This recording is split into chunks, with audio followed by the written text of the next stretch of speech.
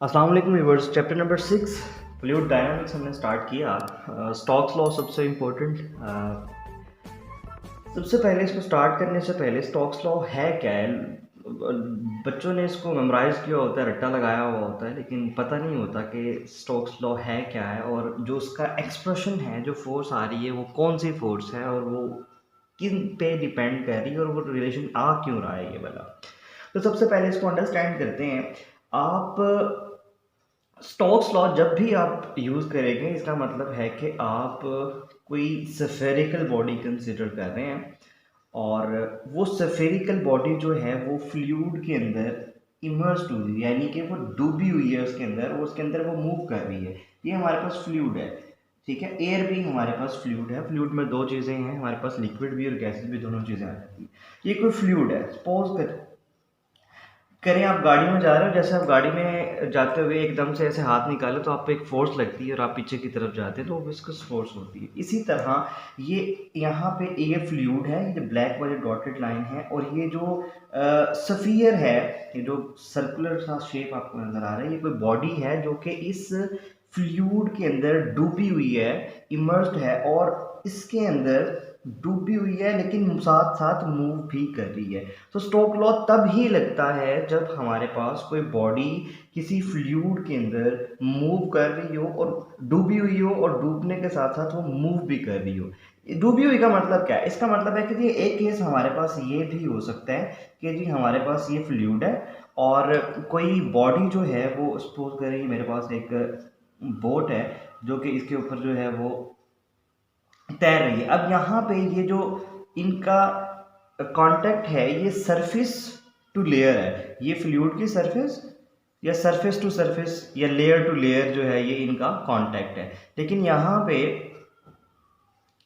इस केस में ऐसा नहीं है। इस केस में ये जो बॉडी है ये बिल्कुल इस फ्लूइड के अंदर डूबी हुई है और मूव भी कर रही है। तो ये केस डिफरेंट है। यहाँ पे कुछ विस्कोसिटी वाला सीन हो सकता है और होता भी है, और यहाँ पे जो होता है विस्कस फोर्स आती है। अब जब ये बॉडी आगे की तरफ मूव कर रही होती है तो इसको रेजिस्टेंस फेस करना पड़ रही होती है, मुजाहमत फेस करना पड़ रही होती है। जैसे आप स्विमिंग करते हैं, स्विमिंग करते हुए पानी के अंदर या पानी के ऊपर जब आप होते हैं तो आपको रेजिस्टेंस फेस करना पड़ रही होती है। जब आप हाथ को ऐसे करके करते हैं तो आप पानी को पीछे की तरफ धकेल रहे होते हैं और आपको वो रेजिस्टेंस फेस हो रही होती है। तो उस रेजिस्टेंस को हम विस्कस फोर्स कहते हैं। अब ये फोर्स कितनी होती है, किन चीज़ों पर डिपेंड करती है, वो हमने देखना है। तो उसका जो रिलेशन है वो 6 पाई ईटा आर वी जो है वो बनता है। और आते हैं इसकी तरफ कि स्टोक्स लॉ है क्या है। Solid move through the fluid. पहली बात ये, जब सॉलिड जो है वो फ्लूइड के अंदर से मूव कर रहा होगा तब ये लॉ एप्लीकेबल होगा। नंबर टू, सॉलिड किस शेप का होना चाहिए। सॉलिड आपकी बुक में सिर्फ सफ़ियर की बात की गई है, तो ये सिर्फ सफ़ियर के केस पे एप्लीकेबल है यहाँ पे। इसका मतलब है कि अगर शेप चेंज होगी तो स्टोक्स लॉ की जो विस्कस फोर्स है उसके लिए भी रिलेशन जो है वो चेंज हो जाएगा। तो कॉनिकल के लिए, सिलेंड्रिकल के लिए, ठीक है, क्यूबिकल शेप के लिए, वो डिफरेंट शेप्स के लिए डिफरेंट जो है वो एक्सप्रेशन बनेंगे। तो आपकी बुक में जो एक्सप्रेशन दिया गया है वो सफेरिकल बॉडी के लिए दिया गया है। तो हम देखते हैं कि विस्कस फोर्स, ये जो जब बॉडी मूव कर रही थी, जो इसको पीछे की तरफ, बॉडी इस डायरेक्शन में मूव कर रही है, इसको फोर्स लग रही है विस्कस फोर्स इस डायरेक्शन में जो इसको रोक रही है। तो ये जो विस्कस फोर्स है ये किन चीज़ों पर डिपेंड करती है?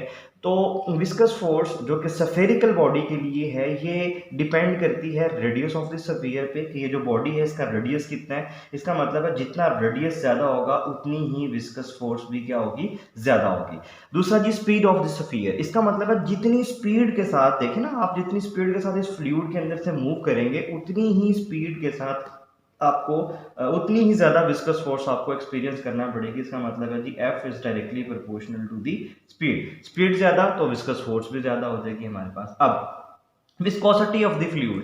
अब जिस फ्लूइड से आप मूव कर रहे हैं, अगर तो ये एयर है तो एयर की विस्कोसिटी जो है वो हमारे पास है जी 0.0191 इसको -3 30 डिग्री पे अगर आप इसको लें तो ये कुछ ये वैल्यू आती है। इसका मतलब है अगर आपने ये फ्लूइड चेंज कर दिया, ग्लिसरीन ले लिया, कोई और लिक्विड ले लिया, तो ये हमारे पास विस्कोसिटी भी चेंज हो जाएगी। तो फोर्स जो है वो डायरेक्टली प्रोपोर्शनल है जी विस्कोसिटी ऑफ द मीडियम के। तो हमने यहाँ से यही चीज़ें लिखी, ये डिपेंडेंस है जी विस्कस फोर्स की, तो ये इन चीज़ों पे डिपेंड कर रही है। तो अब यहीं से इसको डिफाइन करते हैं कि जी जो विस्कस फोर्स है वो किसी जो कि सफियर पे एक्ट कर रही होती है, जो कि मूव कर रहा होता है स्लोली थ्रू फ्लूइड, वो डिपेंड करती है जी viscosity radius R, velocity v और ईटा आर, ईटा विस्कोसिटी पे। अब सवाल ये है कि जी क्या ये स्टोक्स लॉ जो है वो फास्ट मूविंग बॉडी के लिए एप्लीकेबल होता है? तो यहाँ पे ये बहुत इंपॉर्टेंट एमसीक्यू है और यही इसकी लिमिटेशन भी है कि अगर बॉडी स्लोली मूव कर रही है तो ये तो एप्लीकेबल है, लेकिन अगर बॉडी फास्ट मूव करना शुरू हो जाएगी तो स्टोक्स लॉ जो है वो अप्लाई नहीं होगा। ठीक है, तो ये सिर्फ स्लोली मूविंग बॉडीज के लिए। अभी हमने देखा जितनी बॉडी की स्पीड ज़्यादा होगी उतनी ड्रैग फोर्स भी क्या हो जाएगी, ज़्यादा हो जाएगी। तो ये इसकी कुछ लिमिटेशन है। इसके बाद हम टर्मिनल वेलोसिटी देखते हैं कि टर्मिनल वेलोसिटी क्या होता है। उसके बाद है हमारे पास टर्मिनल वेलोसिटी। टर्मिनल वेलोसिटी क्या होती है जी? आप सपोज करें जी बारिश हो रही है और बारिश के ड्रॉपलेट्स जो हैं वो नीचे की तरफ गिर रहे हैं। बारिश तो बादलों से आ रही है और अगर बारिश का ड्रॉपलेट जैसे जैसे नीचे आता रहेगा उसकी स्पीड अगर बहुत ज़्यादा होती रही तो अगर तो वो नीचे आके किसी इंसान को लग गया तो उसका तो हो सकता है सर फट जाए। ठीक है। नंबर 2, आपने फोग ड्रॉपलेट, धुंध आजकल का मौसम सर्दियों का था तो आप देखें कि धुंध का जो ड्रॉपलेट है वो भी काफ़ी देर तक हवा में सस्पेंडेड रहता है। तो वो क्यों रहता है ऐसा, ये हम सारी चीज़ें इसमें डिस्कस करने वाले हैं। आपके पास एक स्फीयर है, एक पानी का कतरा है, एक बूंद है पानी की, ड्रॉपलेट है, वो अभी गिरा नहीं है। जब वो गिरा नहीं है, ये जो डॉटेड लाइन है ये फ्लूइड है, यहाँ पे एयर है ये। ठीक है, इसको हम एयर कह रहे हैं और ये फ्लूइड हम कंसिडर कर रहे हैं। जब ये गिरा नहीं है तो इसकी कुछ, इसने चलना स्टार्ट नहीं किया तो इसकी वेलोसिटी ज़ीरो होगी। वेलोसिटी ज़ीरो तो एक्सेलरेशन ज़ीरो, एक्सेलरेशन ज़ीरो तो इस पर लगने वाली ड्रैग फोर्स भी ज़ीरो होगी।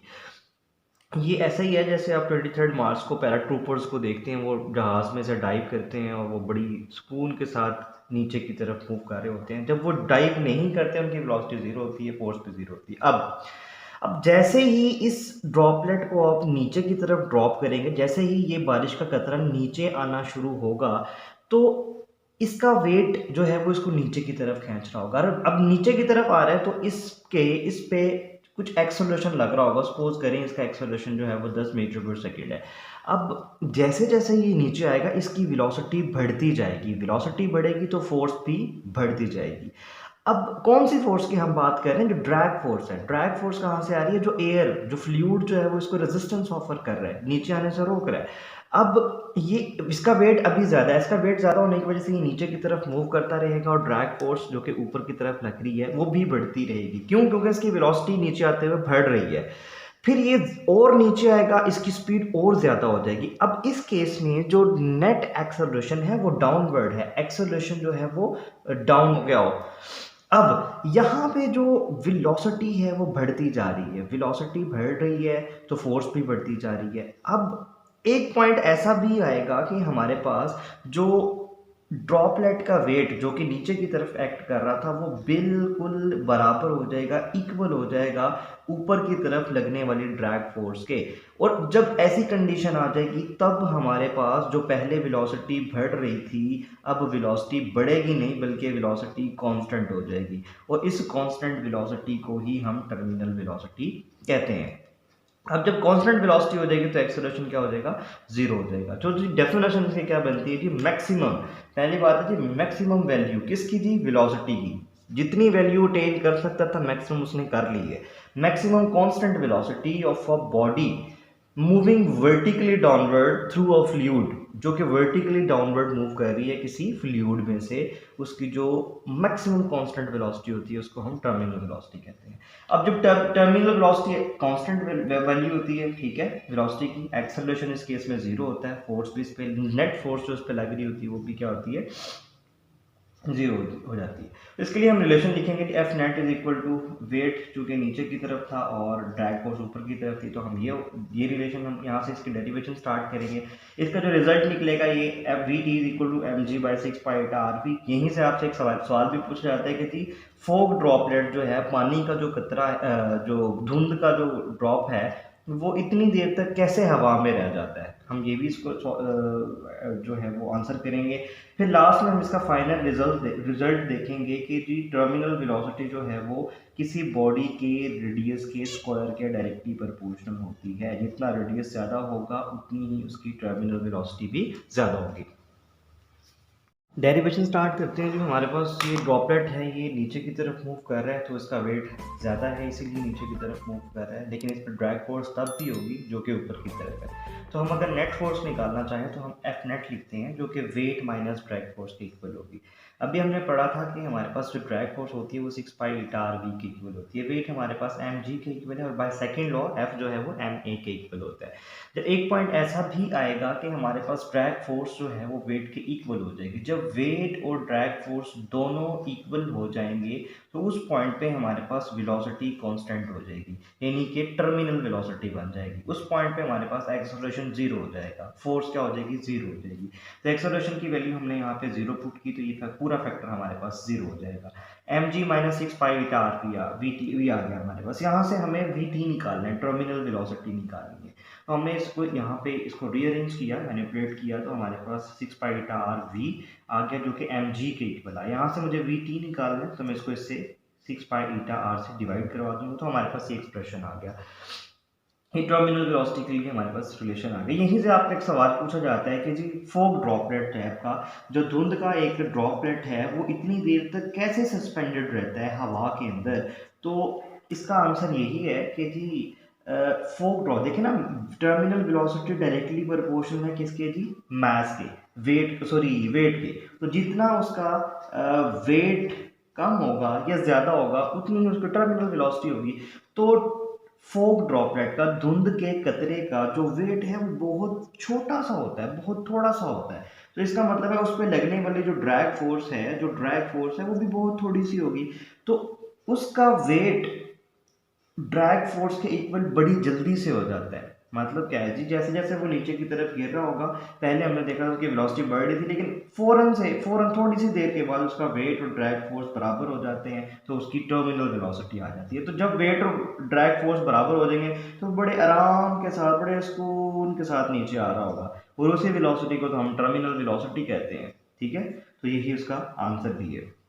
अगेन जी आगे अगर हम रिलेशन देखना चाहें कि रेडियस के साथ उसका क्या रिलेशन बनता है, तो हम इसकी डेरिवेशन देखते हैं। अब यहाँ पे हम मैस की वैल्यू पुट करना चाहते हैं। अब हमने क्योंकि सफ़ियर लिया हुआ है तो सफ़ियर का मैस निकालने के लिए हम डेंसिटी वाला रिलेशन यूज़ करेंगे, मैस बाय वॉल्यूम। यहाँ से मैस निकालें, rho into V volume of sphere, ये आपने याद भी रखना है, 4/3 पाई आर क्यूब के इक्वल होता है। यहाँ पे ये वैल्यूज पुट की तो हमारे पास ये m की वैल्यू आ गई, रो 4/3 पाई आर क्यूब। अब यहाँ पे ये जो रिलेशन है क्वेश्चन नंबर 1 में, ये m की वैल्यू हम यहाँ पे ये वाली वैल्यू रिप्लेस कर देंगे, तो हमारे पास ये फैक्टर आ गया। ये 3 इसके साथ मल्टीप्लाई हो जाएगा, 18 आ जाएगा, ऊपर आ जाएगा जी 4, तो 2/9 आ जाएगा। इसको सॉल्व करेंगे आप तो ये कुछ इस तरह से बनेगा, 4 pi R cube rho upon 18 pi eta R. तो ये 2/9 और ये एक आर इस आर स्क्वायर से कैंसिल, पाई से कैंसिल, तो हमारे पास ये आ गया। अब यहाँ पे अगर देखा जाए तो डेंसिटी भी कांस्टेंट है, जी की वैल्यू भी कांस्टेंट है, 2 भी कांस्टेंट है, 9 भी कांस्टेंट है, ईटा विस्कोसिटी एयर यू का हम यहाँ पे ले रहे हैं तो वो भी कांस्टेंट है। तो ये सारे कांस्टेंट हैं, इसका मतलब है ये सारा का सारा फैक्टर क्या हो जाएगा जी, ये सारा का पूरा फैक्टर जो है ये एक कांस्टेंट कंसीडर हो जाएगा। तो अगर ये कांस्टेंट कंसीडर हो जाएगा तो फिर आर स्क्वायर का हमारा रिलेशन बन रहा है। तो वी टी जो है वो आर स्क्वायर के डायरेक्टली प्रोपोर्शनल है। यहाँ से मतलब क्या हुआ, इसका मतलब है जी अगर आपके पास एक ड्रॉपलेट है जिसका रेडियस है ये आर, ठीक है जी। अब अगर आप एक और ड्रॉपलेट लेते हैं जिसका रेडियस इससे कहीं बड़ा है, इससे डबल है, यानी कि आपने जो आर जो है वो 2r के इक्वल कर दिया है। अगर आपने रेडियस को डबल कर दिया, अगर आपने रेडियस को डबल कर दिया तो आपकी टर्मिनल वेलोसिटी जो है वो 4 टाइम्स हो जाएगी। तो आपकी टर्मिनल वेलोसिटी क्या हो जाएगी, 4 टाइम्स हो जाएगी।